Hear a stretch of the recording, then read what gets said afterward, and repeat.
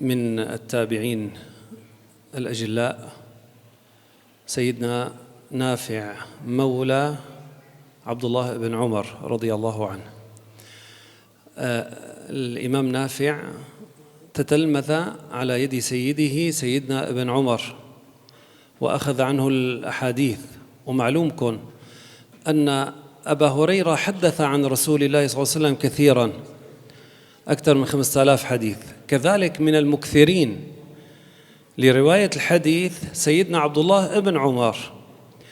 نافع هو مولى ابن عمر، والمولى هو اللي بيكون عبد بعدين سيده بيجعله حر، فيسمى بدل ما يقولوا عبد ابن عمر عندما يعتقه يقولون عنه مولى. فكان نافع مولى لسيدنا عبد الله بن عمر، فأخذ عنه حديث رسول الله صلى الله عليه وسلم.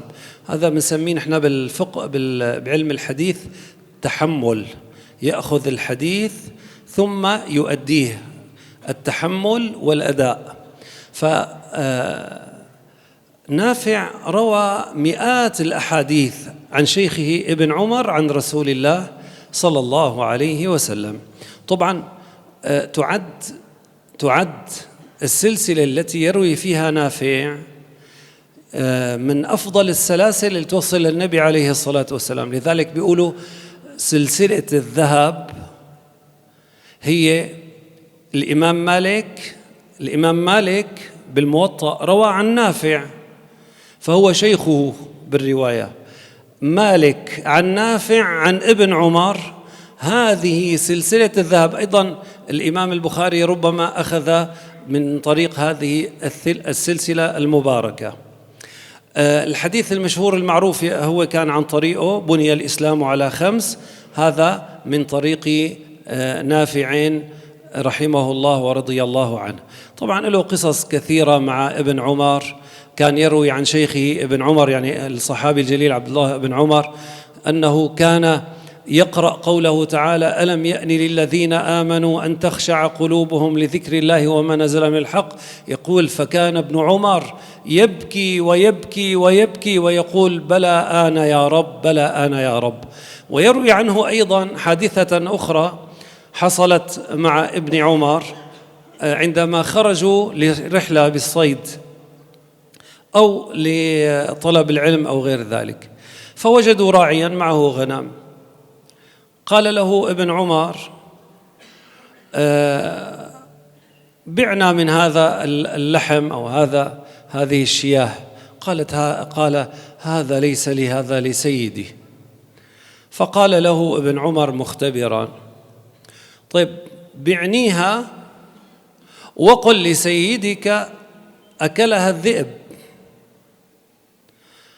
فقال الراعي: فأين الله؟ فأين الله؟ فقال ابن عمر: هذه الكلمة أنجتك في الدنيا وأرجو أن تنجيك عند الله سبحانه وتعالى. إذن سيدنا نافع كان يروي الأحاديث عن سيده ابن عمر عن رسول الله صلى الله عليه وسلم.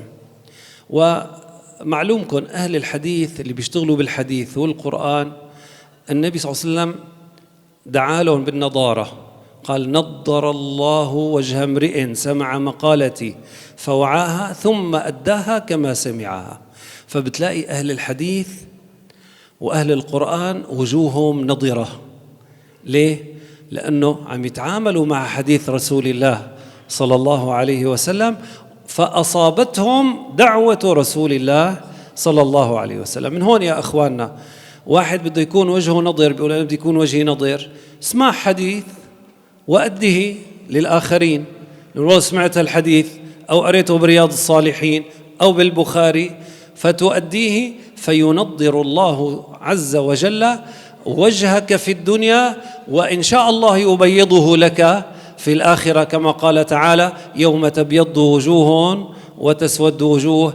اللهم بيض وجوهنا عند لقائك يا كريم، والحمد لله رب العالمين.